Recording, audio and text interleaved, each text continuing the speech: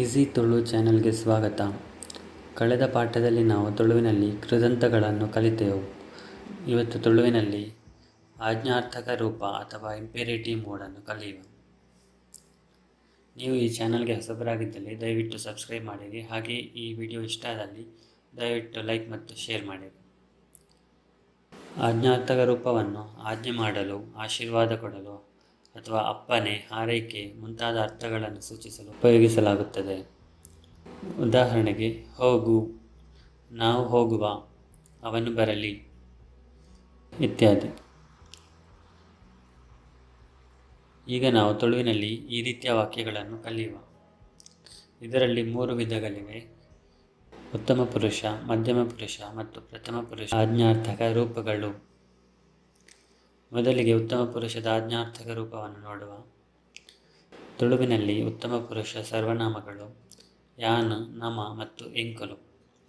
ಯಾನು ಎಂಬುದು ಏಕವಚನ, ನಮ ಮತ್ತು ಎಂಕುಲು ಬಹುವಚನ. ಉತ್ತಮ ಪುರುಷದ ಆಜ್ಞಾರ್ಥಕ ರೂಪವನ್ನು ಮಾತನಾಡುವ ವ್ಯಕ್ತಿ ಮತ್ತು ಕೇಳುಗ ಇಬ್ಬರು ಒಟ್ಟಾಗಿ ಕ್ರಿಯೆಯನ್ನು ಮಾಡುವುದನ್ನು ಸೂಚಿಸಲು ಉಪಯೋಗಿಸಲಾಗುತ್ತದೆ. ತುಳುವಿನಲ್ಲಿ ಉತ್ತಮ ಪುರುಷ ಏಕವಚನದಲ್ಲಿ ಅಂದರೆ ಯಾನು ಎಂಬ ಸರ್ವನಾಮಕ್ಕೆ ಯಾವುದೇ ಆಜ್ಞಾರ್ಥಕ ರೂಪವಿಲ್ಲ. ನಮಗೆ ಗೊತ್ತಿರುವ ಹಾಗೆ ತುಳುವಿನಲ್ಲಿ ನಾವು ಅಂತ ಹೇಳಲು 2 ರೀತಿಯ ಸರ್ವನಾಮಗಳಿವೆ. ಮೊದಲನೆಯದು ನಮ, ಅಂದರೆ ಕೇಳುಗನನ್ನು ಕೂಡ ಸೇರಿಸಿ ನಾವು ಅಂತ ಹೇಳುವುದು. ಎರಡನೆಯದು ಎಂಕುಲು, ಅಂದರೆ ಕೇಳುಗನನ್ನು ಹೊರತುಪಡಿಸಿ ನಾವು ಅಂತ ಹೇಳುವುದು. ಈ ಎರಡರಲ್ಲಿ ಕೇವಲ ನಮ ಎಂಬ ಸರ್ವನಾಮಕ್ಕೆ ಮಾತ್ರ ಆಜ್ಞಾರ್ಥಕ ರೂಪವಿದೆ. ಈ ಸರ್ವನಾಮಕ್ಕೆ ಆಜ್ಞಾರ್ಥಕ ರೂಪದ ಕ್ರಿಯಾಪದವನ್ನು ರಚಿಸಲು ಧಾತುವಿಗೆ ಕ ಅಥವಾ ಗ ಪ್ರತ್ಯಯವನ್ನು ಸೇರಿಸಬೇಕು. ಕ್ಲಾಸ್ ಎ ಕ್ರಿಯಾಧಾತುಗಳಿಗೆ ಕ ಪ್ರತ್ಯಯವನ್ನು ಸೇರಿಸಬೇಕು. ಹಾಗೆ ಕ್ಲಾಸ್ ಬಿ ಕ್ರಿಯಾಧಾತುಗಳಿಗೆ ಗ ಪ್ರತ್ಯಯವನ್ನು ಸೇರಿಸಬೇಕು. ಉದಾಹರಣೆಗೆ ಮಲ್ಪು ಅಂದರೆ ಮಾಡು, ಮಲ್ಪು ಪ್ಲಸ್ ಗ, ಮಲ್ಪುಗ ಅಂದರೆ ಮಾಡೋಣ ಅಥವಾ ಮಾಡುವ. ಬರು ಅಂದರೆ ಬರು, ಬರು ಪ್ಲಸ್ ಕ, ಬರ್ಕ ಅಂದರೆ ಬರುವ, ಬರೋಣ. ಉನು ಪ್ಲಸ್ ಕ, ಉನ್ಕ ಊಟ ಮಾಡೋಣ. ಕುಲ್ಲು ಪ್ಲಸ್ ಗ, ಕುಲ್ಲುಗ ಕುಳಿತುಕೊಳ್ಳೋಣ. ಹಾಗೆ ತೆಲಿಪುಗ ನಗೋಣ, ಕೇನುಗ ಕೇಳೋಣ, ಪನ್ಕ ಹೇಳೋಣ, ತೂಕ ನೋಡೋಣ, ತೂಪಾಗ ತೋರಿಸೋಣ, ಉಪ್ಪುಗ ಇರೋಣ. ಪೋಕ ಪೋಕ ಅಥವಾ ಪೋಯಿ ಹೋಗೋಣ. ಪೋ ಎನ್ನುವ ಕ್ರಿಯಾಪದಕ್ಕೆ 2 ರೀತಿಯ ಉತ್ತಮ ಪುರುಷದ ಆಜ್ಞಾರ್ಥಕ ರೂಪಗಳಿವೆ: ಪೋಕ ಮತ್ತು ಪೋಯಿ. ಮಾತನಾಡುವ ತುಳುವಿನಲ್ಲಿ ಪೋಯಿ ಎಂಬುದನ್ನು ಹೆಚ್ಚಾಗಿ ಉಪಯೋಗಿಸಲಾಗುತ್ತದೆ. ಈಗ ಕೆಲವು ಉದಾಹರಣೆ ವಾಕ್ಯಗಳನ್ನು ನೋಡುವ. ನಮ ಎಲ್ಲ ತಿಕ್ಕುಗ, ನಾವು ನಾಳೆ ಸಿಗೋಣ. ನಮ ಕುಡ್ಲಗ್ ಪೋಯಿ, ನಾವು ಮಂಗಳೂರಿಗೆ ಹೋಗೋಣ. ದಾದಾ ಆಪುಂಡು ತೂಕ, ಏನಾಗುತ್ತದೆ ನೋಡೋಣ. ನಮ ಖುಷಿಟು ಉಪ್ಪುಗ, ನಾವು ಸಂತೋಷವಾಗಿರೋಣ. ಇನಿ ನಡತಂದು ಪೋಯಿ, ಇವತ್ತು ನಡೆದುಕೊಂಡು ಹೋಗೋಣ. ನಮ ತುಳು ಕಲ್ಪುಗ, ನಾವು ತುಳು ಕಲಿಯೋಣ. ನಮ ಪೋವೊಂದು ಉಪ್ಪುಗ, ನಾವು ಹೋಗುತ್ತಾ ಇರೋಣ. ನಮ ಇನಿ ಮೂವಿಗೆ ಪೋಯ, ನಾವು ಇವತ್ತು ಮೂವಿಗೆ ಹೋಗೋಣವಾ. ಚಹಾ ಪರ್ಕನ ಬೊರ್ಚ, ಚಹಾ ಕುಡಿಯೋಣವಾ ಬೇಡವಾ.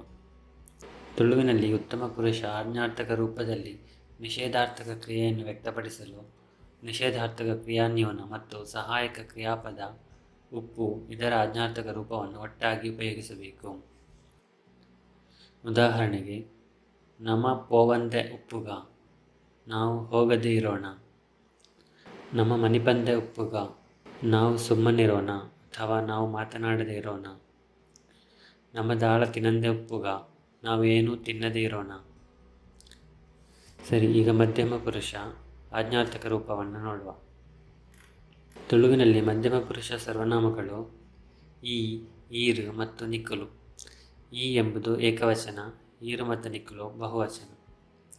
ಮಧ್ಯಮ ಪುರುಷ ಆಜ್ಞಾರ್ಥಕ ರೂಪವನ್ನು ಆಜ್ಞೆ, ಅಪ್ಪನೆ, ವಿನಂತಿ ಅಥವಾ ಆಶೀರ್ವಾದ ಮಾಡಲು ಉಪಯೋಗಿಸುತ್ತಾರೆ. ಸಾಮಾನ್ಯವಾಗಿ ಕ್ರಿಯಾಧಾತುವೇ ಮಧ್ಯಮ ಪುರುಷ ಏಕವಚನದ ಆಜ್ಞಾರ್ಥಕ ರೂಪವಾಗಿದೆ. ಅಂದರೆ ಸರ್ವನಾಮ ಈ ಎಂಬುದರ ಆಜ್ಞಾರ್ಥಕ ರೂಪ. ಐಚ್ಛಿಕವಾಗಿ ಕ್ರಿಯಾಧಾತುಗಳಿಗೆ ಲ ಎಂಬ ಪ್ರತ್ಯಯವನ್ನು ಸೇರಿಸಬಹುದು. ಆದರೆ ಕೇವಲ ಒಂದಕ್ಷರದ ಕ್ರಿಯಾಧಾತುಗಳಿಗೆ, ಅಂದರೆ ರ, ಆ, ತು, ದಿ, ಮಿ, ಸೈ, ಪೋವನ್ನು ಹೊರತುಪಡಿಸಿ ಮುಂತಾದ ಕ್ರಿಯಾಧಾತುಗಳಿಗೆ ಲ ಪ್ರತ್ಯಯವನ್ನು ಸೇರಿಸುವುದು ಕಡ್ಡಾಯವಾಗಿದೆ. ಉದಾಹರಣೆಗೆ ಮಲ್ಪು ಅಥವಾ ಮಲ್ಪುಲ ಅಂದರೆ ಮಾಡು, ಕೇನು ಅಥವಾ ಕೇನ್ಲ ಅಂದರೆ ಕೇಳು, ಪನು ಅಥವಾ ಪನ್ಲ ಅಂದರೆ ಹೇಳು, ಪೋ ಅಥವಾ ಪೋಲ ಅಂದರೆ ಹೋಗು, ತೂಲ ಅಂದರೆ ನೋಡು, ಆಲ ಅಂದರೆ ಆಗು, ರಾಲ ಅಂದರೆ ಹಾರು, ದೀಲ ಅಂದರೆ ಇಡು. ಪೋ ಎಂಬುದು ಒಂದಕ್ಷರ ಕ್ರಿಯಾಧಾತು ಆಗಿದ್ದರೂ ಕೂಡ ಲ ಪ್ರತ್ಯಯವನ್ನು ಸೇರಿಸುವ ಅಗತ್ಯವಿಲ್ಲ. ಪೋ ಮತ್ತು ಪೋಲ ಎರಡನ್ನೂ ಉಪಯೋಗಿಸಬಹುದು. ಬರು ಎಂಬುದು ವಿಕೃತ ಕ್ರಿಯಾಪದ. ಬರು ಪ್ಲಸ್ ಲ ಬಲ ಅಂದರೆ ಬಾ. ಹಾಗೆ ಆ ಅಕ್ಷರದಿಂದ ಕೊನೆಗೊಳ್ಳುವ ಕ್ರಿಯಾಧಾತು ಅಥವಾ ಕಾರಣವಾಚಕ ಕ್ರಿಯಾಧಾತುಗಳಿಗೆ ಲ ಅಥವಾ ಉ ಪ್ರತ್ಯಯವನ್ನು ಕಡ್ಡಾಯವಾಗಿ ಸೇರಿಸಬೇಕು. ಉದಾಹರಣೆಗೆ ಮಲ್ಪ ಪ್ಲಸ್ ಉ ಮಲ್ಪಾವು ಅಥವಾ ಮಲ್ಪ ಪ್ಲಸ್ ಲ ಮಲ್ಪಾಲ ಅಂದರೆ ಮಾಡಿಸು. ಹಾಗೆ ತಿನ್ಪಾವು ಅಥವಾ ತಿನ್ಪಾಲ ಅಂದರೆ ತಿನ್ನಿಸು. ರಾವು ಅಥವಾ ರಾಲ ಅಂದರೆ ಹಾರು. ಮಧ್ಯಮ ಪುರುಷ ಬಹುವಚನ ಅಂದರೆ ಸರ್ವನಾಮ ಈರು ಮತ್ತು ನಿಕುಲು ಎಂಬುದಕ್ಕೆ ಆಜ್ಞಾರ್ಥಕ ರೂಪಗಳನ್ನು ರಚಿಸಲು ಕ್ರಿಯಾಧಾತುವಿಗೆ ಲೇ ಎಂಬ ಪ್ರತ್ಯಯವನ್ನು ಸೇರಿಸಲಾಗುತ್ತದೆ. ಬರು ಪ್ಲಸ್ ಲೇ ಬಲೆ ಅಂದರೆ ಬನ್ನಿ. ಕೇನು ಪ್ಲಸ್ ಲೇ ಕೇನ್ಲೆ ಅಂದರೆ ಕೇಳಿ.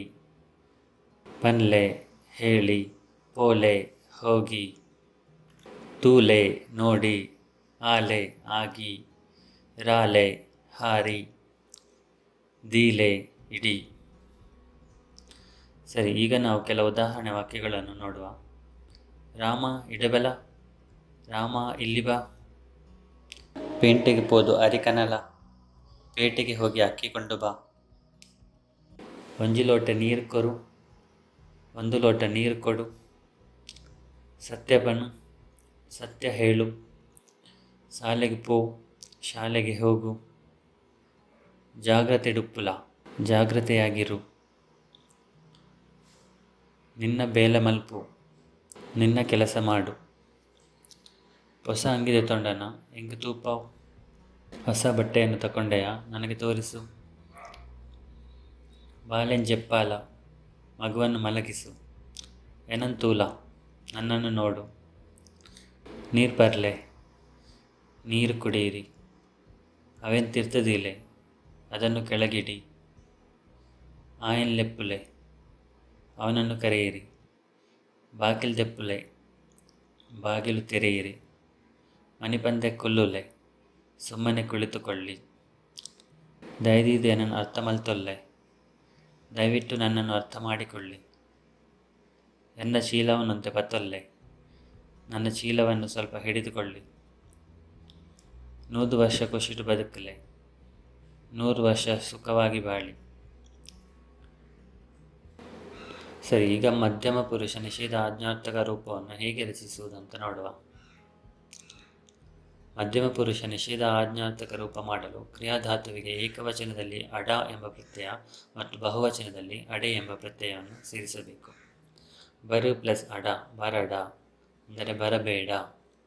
ಬರು ಪ್ಲಸ್ ಅಡೆ ಬರಡೆ ಅಂದರೆ ಬರಬೇಡಿ. ಪೋ ಪ್ಲಸ್ ಅಡ ಪೋವಡ ಹೋಗಬೇಡ.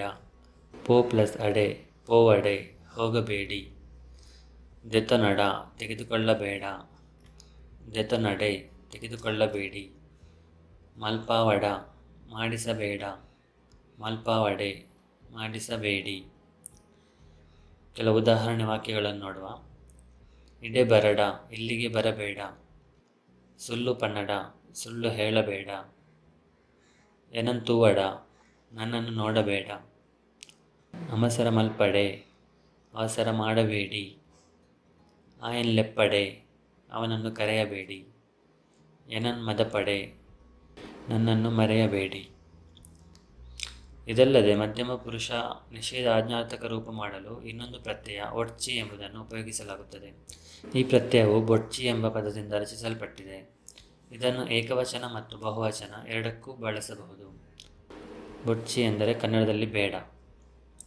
ಅಡೆಪೋ ಒಡ್ಚಿ, ಅಲ್ಲಿಗೆ ಹೋಗಬೇಡ ಅಥವಾ ಹೋಗಬೇಡಿ.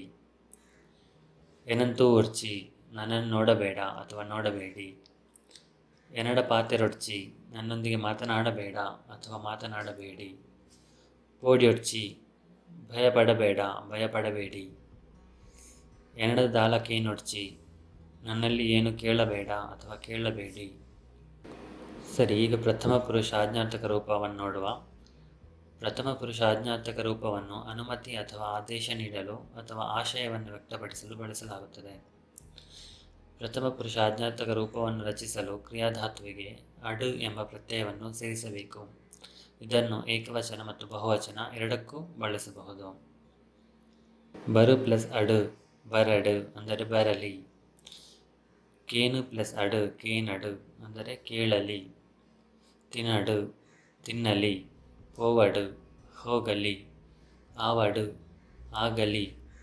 ಉಪ್ಪಡು, ಇರಲಿ. ಸರಿ, ಈಗ ಕೆಲವು ಉದಾಹರಣೆ ವಾಕ್ಯಗಳನ್ನು ನೋಡುವ. ಅಂಚನೆ ಆವಡು, ಹಾಗೆಯೇ ಆಗಲಿ. ಆ ಎಲ್ಲ ಬರಡು, ಅವನು ನಾಳೆ ಬರಲಿ. ಆಲು ವನಸು ಮಲ್ಪಡು, ಅವಳು ಊಟ ಮಾಡಲಿ. ಈ ಬಾಜನ ದೆಕ್ಕಲ, ಆಯ್ಕುಂಟು ಅರ್ಧಡು.